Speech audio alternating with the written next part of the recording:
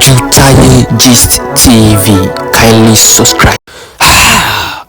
Ǹjẹ́ Bandit ò ní padà fẹ́ gba ilẹ̀ Yorùbá mọ́ àwa Yorùbá lọ́wọ́ báyìí o? Èyí ni ọ̀rọ̀ tí arákùnrin sọ tó ní wípé Sunday Igboho sà, ọ̀rọ̀ tẹ́ sọ́njọ́ kìíní àná wípé ẹ gbèjà Yorùbá, ẹ sì gba ẹ ṣàwò tí ẹ bá lè gbé Tinubu wọlé lẹ́ẹ̀kejì, ẹ mọ̀ tí ìṣàfihàn láti wá mọ̀rọ̀ náà ṣe báyìí o. Ẹnu ò ṣe mọ́ báyìí lásìkò tá a wà yìí ju wípé kẹ́ ẹ tètè tara ṣàṣà níbikíbi tẹ́ ẹ bá ti wà, kẹ́ ẹ kó gbogbo àwọn ọmọ Oòduà parapọ̀, kẹ́ ẹ kó wọn jọ, kẹ́ ẹ wá sí kíni, kẹ́ ẹ wá gbèjà ọmọ Yorùbá, kẹ́ ẹ wá fi hàn dájúdájú pé ọmọ Oòduà tòótọ́ báyìí ò ní pé ẹnu ò sí mọ́ rárá níbi tá a wà yìí. Principal ni òun náà ti tẹnu bọ̀rọ̀, ó sọ gbogbo tójú rẹ̀ rí wípé Mr. Michael tí wọ́n gé lórí wọ́n níyàwó, wọ́n fìyàwó sílẹ̀ o, wọ́n fọmọ sílẹ̀ o, ta ló fẹ́ máa tọ́jú wọn? Ìyẹn tí àwọn Bandits yìí ṣe nǹkan tó lágbára ni. Ní orí ọ̀rọ̀ Sunday Igboho sà làwọn èèyàn náà tó wá rí fà padà sí wípé Igboho sà ó wá bá dá mi, ẹ má sì gbàgbé ìlérí tẹ́ ẹ ṣe níjọ́ kìíní àná wípé ẹ dìra ogun fún ọmọ Yorùbá láti gbèjà gbogbo àwọn ọmọ ilẹ̀ Yorùbá. Ọ̀rọ̀ tí gbogbo àwọn èèyàn ń sọ lọ́wọ́lọ́wọ́ báyìí nìsín nìyẹn pé kẹ́ wá tara ṣàṣà níbi tẹ́ bá wà. Ẹnu ò ṣe mọ́ action ìlà nídìí báyìí, step ìlà nídìí báyìí.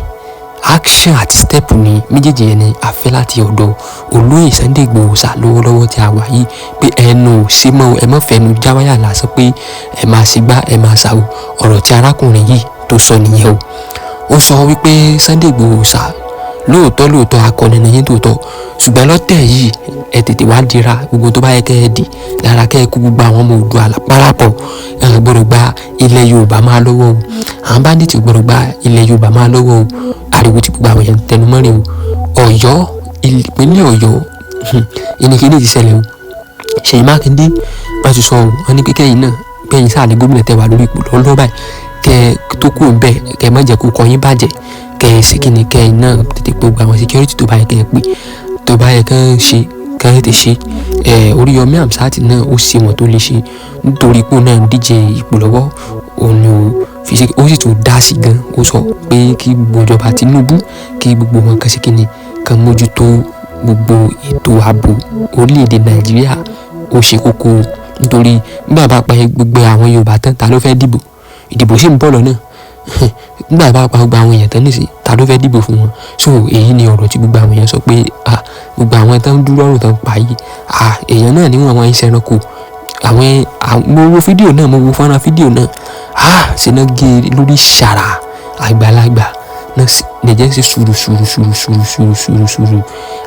Àwọn èèyàn dájú, kódà tó bá ní pé èèyàn dájú, àwọn arákùnrin tán ṣe ilé Bandit yìí wọ́n dájú, wọ́n dáṣẹ́, wọ́n dá gbogbo ara, wọ́n dájú tán yányán. Tẹ́ bá ń gbọ́ àsìkò yìí kéèyàn dira, náà fi sọ pé olóyè Sunday Igboho sà òun ló tó kí ń rọ́ láti ṣe kíni, láti kojú gbogbo àwọn kí wá ṣe pé Igboho sà jẹ́ sọ ilé náà mọ́. Akàntẹnumọ́ Igboho sà ni, Igboho sà nìkan ò lè dá sí o tí ò bá ní ọwọ́ ìjọba nú. Igboho sà nìkan kò lè dá sí tí ò bá lọ́wọ́ ìjọba nú. Ẹ má gbàgbé láti bá subscribe sórí Ojutaaye Gist TV.